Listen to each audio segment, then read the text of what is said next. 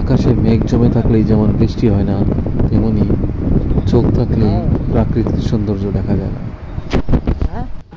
আসসালামু আলাইকুম।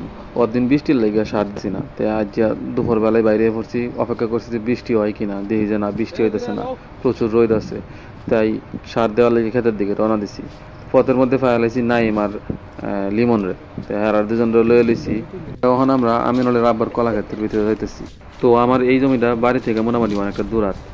তে আমি চাইছিলাম পয়লা যে সাইকেলটা যাই আমগা, পরে বসি করতেছে কতে ল আমিও তোমার লগে যাই আম। তাই আমি কইলাম যে তুই যখন যাইবে তে ল যাই। বেশি দেরি না করে সার ছিটানি শুরু করে দিছি। পয়লা ক্ষেতের সাইডে খারইয়া বস্তার ভিতরে সার আসিনি, সারটি বালা করে মিশাইছি। সবগুলা মিশাইয়া পরে ছিটানি শুরু করে দিছি, কারণ সবগুলো সুন্দর করে না মিশাইলে সারগুলা ঠিক মতনে পড়তো না। আমার এই জমিটা বেশি একটা উর্বর না, এই কারণে চেহারা দেখে বোঝা যাইতেছে যে আসলে বেশি একটা সুবিধার না। তো এইখানে কি করা যায় এই বিষয়ে ছবি তুলে লয়ে যাই, ছবি তুলে লয়ে গিয়া কৃষি অফিসারে ফেসবুক গ্রুপের মধ্যে পোস্ট করাম। পরে হেলা যে বা কইব বা ওষুধ টষুধ দিন লাগবে আর কি। বোঝা যাইতেছে সাইডটা যখন লগের ক্ষেত চইছেন, তো আমার ক্ষেতটা একটু অনেক বিছাই আছেন এক সাইডটা লাঙ্গল পানি আছেন, তো লাঙ্গলটা চইছে, চইতে গিয়ে আমার ক্ষেত সাইডটা বিছে গেছেন। হেন্দা মোটামুটি অবস্থা খারাপই, একটা দুইটা করে গুছিয়ে আছে। অক্ষরে পয়লা এই ক্ষেতের মধ্যে ঘাস মারার ওষুধ আর ইউরিয়া সার মিশিয়ে দিয়ে দিছিলাম। তো ঘাস মারার ওষুধ মোটামুটি বালাই কাম করছে, যেই কারণে ঘাসের পরিমাণ অনেকটা কম। কারণ আমার লগের জমির মধ্যে দেখছি যে এটার মধ্যে মোটামুটি বালাই ঘাস হয়েছে, আমারটার মধ্যে তুলনামূলক অনেক কম ঘাস।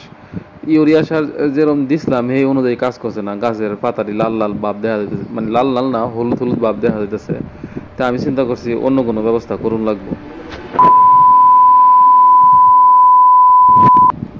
যাই হোক, এই ক্ষেত্রে মোটামুটি বালাই টেনশন আছে। কেলেকা ভুট্টা যখন করছিলাম তখন ভুট্টার দানাও খুব ছোটো ছোটো হয়েছেন, ফলনও খুব কম হয়েছেন।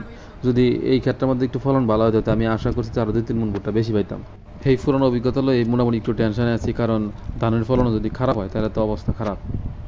আসল কথা হচ্ছে এই ক্ষেতের মাটি তেমন একটা উর্বর না, বাল্লামারির ক্ষেত, এই কারণে ফসল বা ফলন সব কিছুই মোটামুটি কম হয় আর কি। যাই হোক, কথা কইতে কইতে আমি মোটামুটি সার দেওয়া শেষ করে ফেলছি। সার দেওয়া পরে আমি চিন্তা করলাম যে একটু ভিডিও করে লয়ে যাই। আল্লাহ ভরসা, এখন দেখি পরবর্তীতে সার দেওয়ার পরে কি অবস্থা হয় ক্ষেতের। তো ভিডিও শেষ করে আমি আল্লাহ বাড়ির দিকে যাওয়া শুরু করছি। বাড়ির দিকে যেতে যেতে দেখলাম যে বসির এনো কারে রয়েছে।